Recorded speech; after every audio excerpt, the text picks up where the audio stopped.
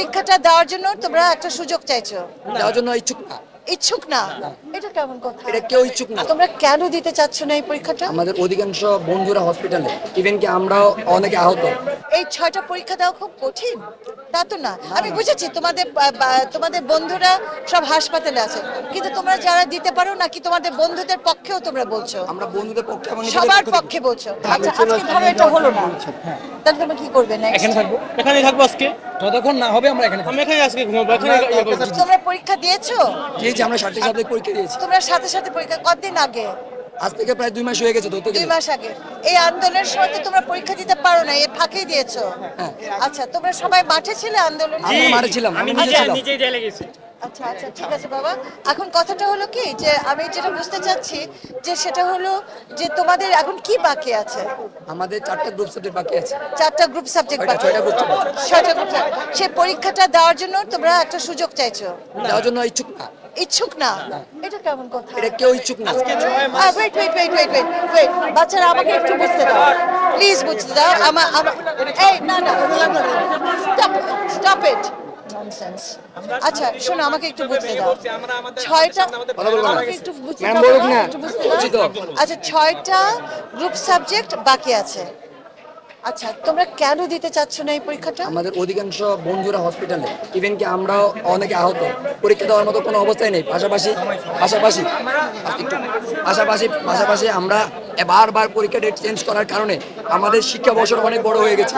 যেখানে পরীক্ষা 2 মাসে হওয়ার কথা সেখানে 6 মাস হয়েছে। আচ্ছা, তাহলে তোমরা দাবি করছো যে আমরা এবার একটা বিশেষ বিবেচনায়, এই আন্দোলনকারী বিশেষ বিবেচনায় তোমাদেরকে এই 6টা পরীক্ষা বাদ দিয়েই মূল্যায়ন করা হবে। মূল্যায়ন করা হোক। জি, এটা স্মারকলিপি আমরা গতকাল। আচ্ছা, এটা থামো, উত্তেজিত হয়ে যাও না বাবা, আমি সত্যি বুঝতে চাচ্ছি। হ্যাঁ, আচ্ছা, এখন কথাটা হলো যে তোমরা স্মারকলিপি, তোমাদেরকে আমি একটা প্রশ্ন করতে চাই।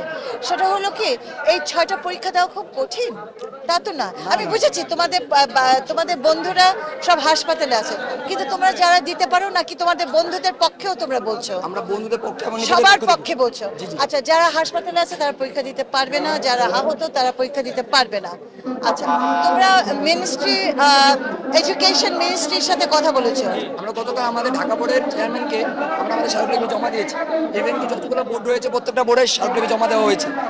আর আজকে শিক্ষা বোর্ডে মিটিং ডেকেছে, মিটিং চলছে, এখন পর্যন্ত আমাদের রেজাল্ট জানানো হয়নি। আচ্ছা আচ্ছা, একটা কাজ করা যায় না? তোমাদের মধ্যে থেকে ধরো 10 জনের প্রতিনিধি তোমরা এখানে থাকো, আর বাকিদেরকে কি বলে যেতে কেউ বলো। যাবে না। কেউ যাবে না। কেউ যাবে না। তোমরা এটা নেগোশিয়েট করো। আসলে ম্যাম আমি একটু বলি, পুরো বাংলাদেশ আমাদের দিকে তাকিয়ে আছে। পুরো বাংলাদেশে কালকে আমাদের প্রত্যেকটা জেলার 64 জেলার প্রতিনিধির সাথে কথা হয়েছে, ওরা আমাদের দিকে তাকিয়েছে। যতক্ষণ না পর্যন্ত পরীক্ষা বাতিল না করা হবে ততক্ষণ পর্যন্ত আমরা এখানে যেতে পারবো না। ওরা যদি আচ্ছা, আমাকে আরেকটা কথা জবাব দাও। আজকে তোমরা 6টা পরীক্ষার বাতিলের কথা বলছো তো, এবং এটা ন্যায়সঙ্গত মনে হচ্ছে, যেহেতু তোমরা সব আহত নিহত অনেক কিছু, কিন্তু ভবিষ্যতে তো তোমরা একই আন্দোলন করতে পারো অন্য পরীক্ষা বাতিল করার জন্য। এই যে এটার জন্য আমি বলছিলাম যে সবার তো থাকার দরকার নাই, সবাই থাকার তো দরকার নাই, এটার জন্যই বলছিলাম। যাচ্ছে না ম্যাম, আমাদের চাচ্ছে না কেউ কথা বলতে। আমরা 4টা পর্যন্ত আলটিমেটাম দিয়েছি।